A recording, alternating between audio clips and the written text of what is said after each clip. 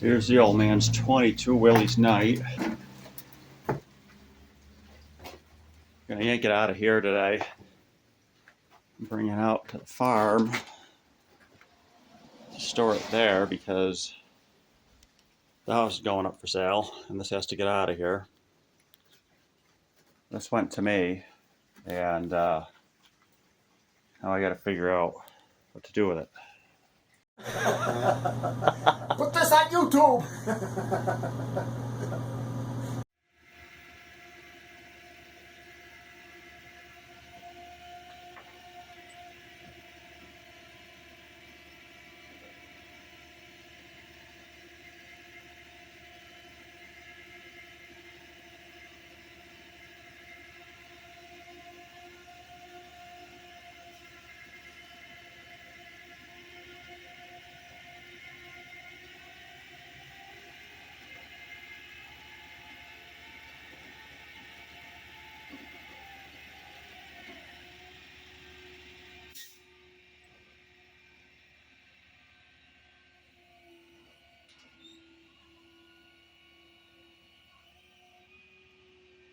In front of the Willys. And he's gonna buy it and he wants to drive it because he's had so much time screwing around with it over the years, even though it's never been his car. Wait a minute. Here, I pay you for it now. Okay, we'll take that. It's yours now. And Doug loves the Blowick, the Willys. Yeah, Doug hasn't met the Blowick yet, but we may fight over it. Yeah. You guys can share it. Yeah. So the Willys has been here many a times, and now it's back. Now we got 3 cars in here. It's kind of like home. Hope the barn doesn't burn down. Oh, yeah, about it, huh? Wow. This got pushed out of a burning barn. Did it? The Willys was my dad's first car. He bought it from a childhood friend around 1957 who used to tinker with cars back then. And that friend bought it from the original family. It had been in a barn that had caught on fire. And while the barn was on fire, the people went and pushed the car out of the barn. And that's when my dad's friend Gene bought it. Up until about 15, 20 years ago, it actually had scorch marks on the canvas top and the back where the flames just licked it a little bit.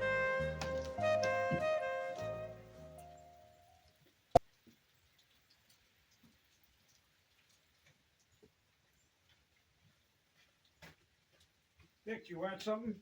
No, I'm all right. Thank you. Where'd Chucky go? I'm right here. Over here. Oh, thank you. So Chucky probably have a coffee anyways. The car sat in storage from around the late 50s to the mid 80s when he had got it running again and I was a kid. After that point, he did drive it every year. He would just putt around town with it. We used to drive it in the parade and things like that. He certainly loved this car.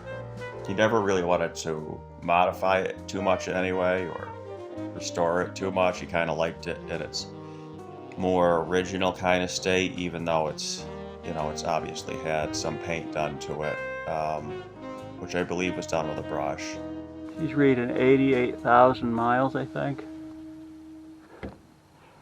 And we have the marvelous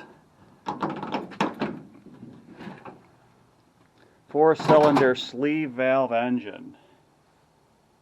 Look at that. A Wugelhorn. Has to get woken back up.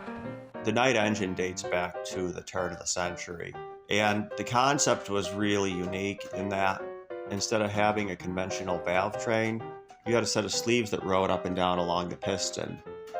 And there were slots cut in these sleeves to port the intake and exhaust gases. And these sleeves ran off of a camshaft that was gear driven by the crank. The advantage of this was, around the turn of the century, a lot of cars had open valve trains. And you would have to manually oil the camshaft and rockers. Valve trains were also very noisy. They were somewhat lossy. The sleeve valves made for an extremely quiet engine. They were dubbed the Silent Knight, and they got a lot of attention. The original engine had some problems that needed to be sussed out. And Knight teamed up with Daimler. Because of the setup and the lack of conventional valves, there was no need for an L or an F head. And what they were able to do was they were able to create a hemispherical combustion chamber.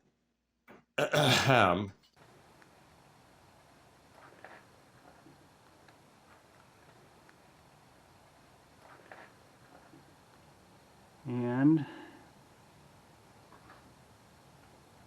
we have a downdraft.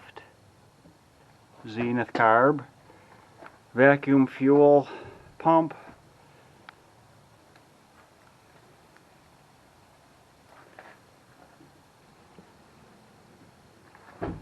Has an electric starter.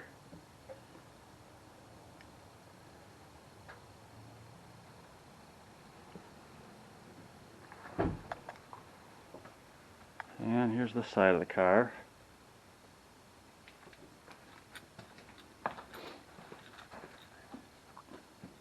New top.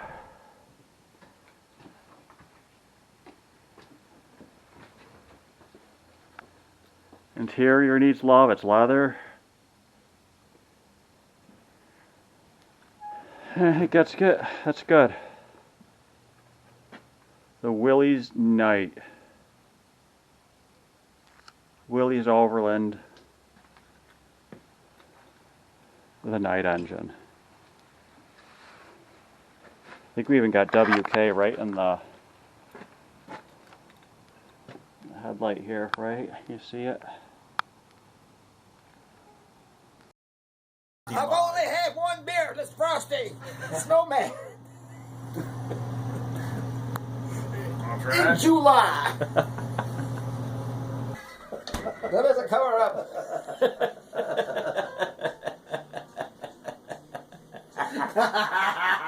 Give refrigerator. Give refrigerator works speed. my hearts of men. Give us a tour of the fridge. Yeah, about it. We want a tour. Let's see what's inside. We want a tour of the fridge. Don't be afraid. Here we have vinegar. So that was a No. There are bitter hops, and there are bitter stouts. This man has not been drinking longer than me. Ah, there we go. The star. My name's Charlie. I'm a redneck. I'm a secessionist. Secessionist. Save your Confederate money, the Stouts will rise again. Oh boy. It's gonna go viral. Yeah, it's gonna go viral. Put this on YouTube. You know, I can't argue bullshit. That's why I wound up in the lower pay scale in my life. You know, it is what it is. I'm very sorry. And I apologize for my condition, but I don't bullshit very well. I tell the truth. Paul Christopher, hear me. I plead my case. Here's the engine. Front and rear axle. Transmission. And there's the center section, the cylinders. So there were some downfalls to the Knight engine. I remember reading that they initially had problems with heat transfer and having a uniform temperature gradient across the cylinder. I believe this is one of the problems that Daimler helped solve. On top of that, the engines consumed oil more excessively than other cars of the time. And because of the overall setup, the engines were limited to a lower RPM. In the 30s, the sleeve valve engine had pretty much become obsolete in the US. I believe that it might have carried on in Europe. I think they were in the UK and possibly France. And I'll link in the description a cutaway of an example of how the sleeve valve engine operates. And it's pretty interesting to see. And thanks for checking this out with me. And there'll be more videos on this as I wake it up and get it running again. So stay tuned for that. I'll probably be doing a bit of that over the winter in between the 33 Buick project. So plenty of exciting stuff to come on the 78 Chuck YouTube World Media Resource Center. And we'll catch you on the next one.